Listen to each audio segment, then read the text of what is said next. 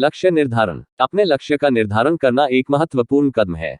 रूहानियत के क्षेत्र में ही नहीं, बल्कि अपने जीवन के हर पहलू में यह एक अच्छी आदत है। यदि हम कोई खास पेशा अपनाना चाहते हैं, तो हमें उसको पढ़ने और सीखने के लिए समय निकालना पड़ेगा। यदि हम कुछ पैसा इकट्ठा करना चाहते हैं, तो हमें अपने खर्चे कम करने की योजना बनानी होगी। यदि हम कोई हुनर सीखना चाहते हैं, तो हमें नियम से कुछ समय उसके अभ्यास में लगाना होगा, ताकि हम उसमें माहिर हो जाएं। इसी प्रकार यदि हम अपनी जिंदगी के रूहानी पहलू को विकसित करना और आत्मा को जगाना चाहते हैं, तो हमें इस लक्ष्य की प्राप्ति के लिए भी समय निकालना पड़ेगा।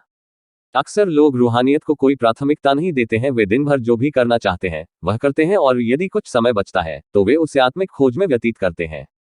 पर आमतौर से हम ऐसे जीवन चक्र में फंस जाते हैं कि आत्मा के लिए हमारे पास समय ही नहीं बचता। अतः हमें अपने जीवन को इस प्रकार व्यवस्थित करना होगा कि हम अपनी आत्मा के लिए समय पहले से ही निकाल लें। यदि हम रोजाना कुछ घंटे रूहानियत के लिए निकालें और उस पवित्र समय को अपने लिए ही रखें, तो बाकी का समय हम अपनी दिनचर्या में व्यतीत कर रूहानियत के लक्ष्य को प्राप्त कर सकते हैं।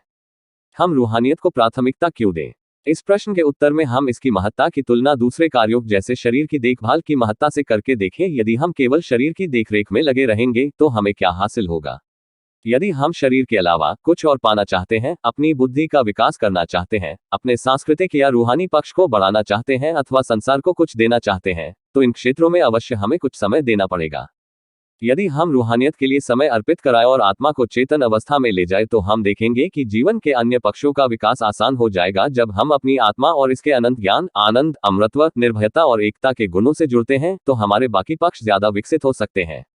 ये हमारे जीवन की अन्य क्रियाओं में भी सुधार लाता है। ये बचत खाते में पैसे जमा करने जैसा है, जिसमें कि पैसे पर ब्याज मिलता है, जिससे भविष्य में हमारे कुछ खर्चे पूरे होने में मदद मिलती है। फैसला हमें करना है।